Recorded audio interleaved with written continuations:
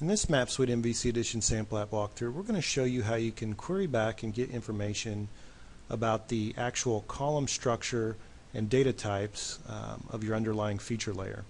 So, for example, if you have a shapefile feature layer and it has many columns with it, you may not know if it's a string, integer, or what all the names are. And sometimes this becomes important if you're building UIs dynamically based upon your data and you want to allow your users to select certain columns for labeling or to do queries and such on. So this sample shows you how to get back that column information at runtime so you can use it to populate your UIs or to implement other business rules. So as we take a look at this application here, we've got a basic map of the world, and we're overlaying a Country02 shapefile that contains the country boundaries of the world on top of the world map kit, and that's where we're going to be pulling our column data from for this example.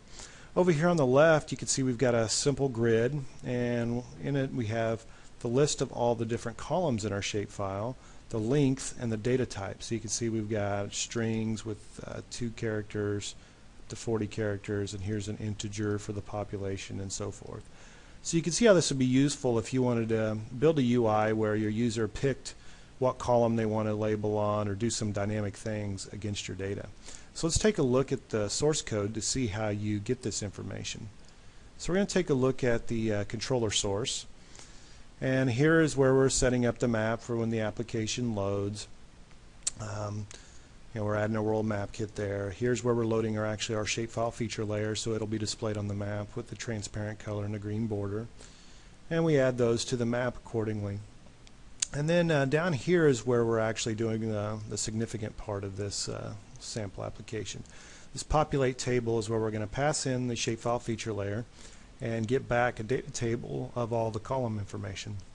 So let's go down to this populate table, and you can see the first thing we do is we just open up the feature layer so we can then query it. And the next one is we have a collection of feature source columns. So we have an object in Map Suite called feature source columns, which has all these definitions predefined, so you can easily work with an object and know what's available on there.